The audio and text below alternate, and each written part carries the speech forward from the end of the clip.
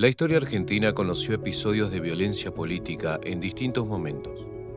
Entre ellos, la Patagonia rebelde y, décadas más tarde, el bombardeo de Plaza de Mayo. No son el mismo hecho, ni responden al mismo contexto, pero ambos recuerdan el costo humano que tiene la violencia cuando reemplaza el diálogo. El 16 de junio de 1955, el cielo de Buenos Aires se convirtió en un campo de batalla. El gobierno de Perón endurecía muchas de sus acciones: el control de precio, los grupos de choque quienes emergían de los sindicatos y el culto a la personalidad que se enfatizaría por esos años.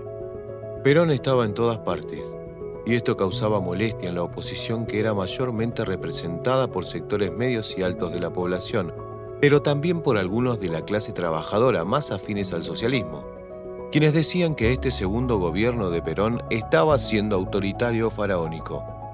La tensión se sentía en el ambiente político-social. La respuesta de este sector antiperonista llevaría a varios proyectos golpistas que se intentaron en 1951, con nombres destacados como Benjamín Andrés Menéndez, Eduardo Lonardi. Entre ellos también se sumaría Alejandro Agustín Lanusse. Este golpe fallido del 51 fue la antesala directa de lo sucedido en Plaza de Mayo. En 1955, el gobierno de Juan Domingo Perón enfrentaba una creciente crisis política, económica e institucional.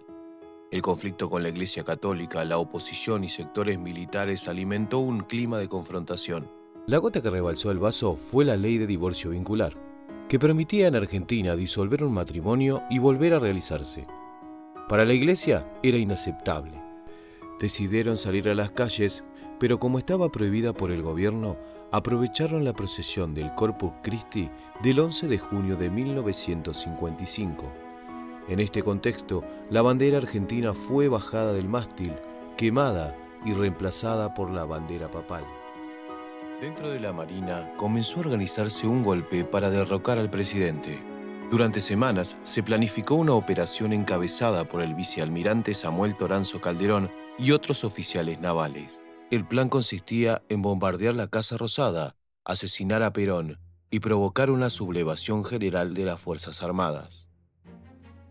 La mañana del 16 de junio, Perón fue advertido sobre movimientos sospechosos y dejó la Casa Rosada para trasladarse al Ministerio de Ejército. Esa decisión resultó decisiva para su supervivencia. A las 12:40 comenzaron a sobrevolar la ciudad aviones de la aviación naval. Algunos llevaban pintada la frase «Cristo vence». Segundos después cayó la primera bomba. El blanco era la Casa Rosada, pero las explosiones alcanzaron la Plaza de Mayo y sus alrededores, donde cientos de civiles trabajaban o simplemente transitaban. Durante varias horas hubo sucesivas oleadas de bombardeos. El humo cubrió el centro porteño. Los hospitales colapsaron mientras médicos y enfermeros atendían a cientos de heridos.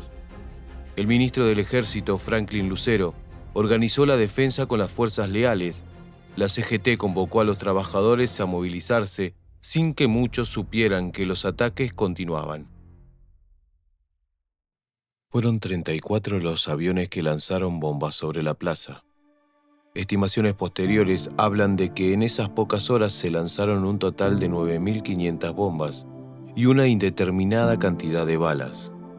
Esa tarde cayeron sobre el microcentro porteño un estimado de 13,8 toneladas de plomo, y no solo sobre la Casa Rosada y Plaza de Mayo, sino también en el edificio de la CGT, las bocas de subte. También acribillaron el Departamento de Policía y el Ministerio de Obras Públicas, y los impactos pueden verse todavía hoy, más de 70 años después. El saldo fue devastador.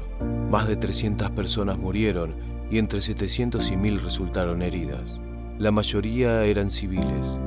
El bombardeo es considerado el mayor ataque aéreo contra una población civil ocurrido en la historia argentina. Con el paso de las horas, quedó claro que el golpe había fracasado. La Marina comenzó a negociar los términos de una rendición total, mientras los autores materiales más emblemáticos de este hecho simplemente huían. Muchos pilotos escaparon hacia Uruguay en busca de asilo político. La gente no sabía si Perón había salido ileso del ataque. hasta que alrededor de las 17:30 esa duda se desvaneció cuando habló por cadena nacional. Al pueblo de la patria, del excelentísimo señor presidente de la nación. Les hablo desde nuestro puesto de comando. La situación está totalmente dominada. Yo quiero que mis primeras palabras sean para encomiar la acción maravillosa que ha desarrollado el ejército. Desgraciadamente no puedo decir lo mismo de la Marina de Guerra, que es la culpable de la cantidad de muertos y heridos que hoy debemos lamentar los argentinos. Pero lo más indignante es que hayan tirado a mansalva contra el pueblo. Es indudable que pasarán los tiempos, pero la historia no perdonará jamás. Con la situación bajo control y los personajes principales ya rendidos y exiliados, la respuesta de la militancia peronista esa misma noche fue un ataque a varias iglesias. Así comenzaron los primeros incendios intencionales que se replicarían en la curia metropolitana y en las iglesias de Buenos Aires, profundizando la crisis. Perón reprobó estos hechos. Durante un discurso en la CGT sostuvo que quienes lo realizaron no eran trabajadores, sino infiltrados comunistas que aprovecharon la situación con actos de provocación para generar una ruptura con el pueblo.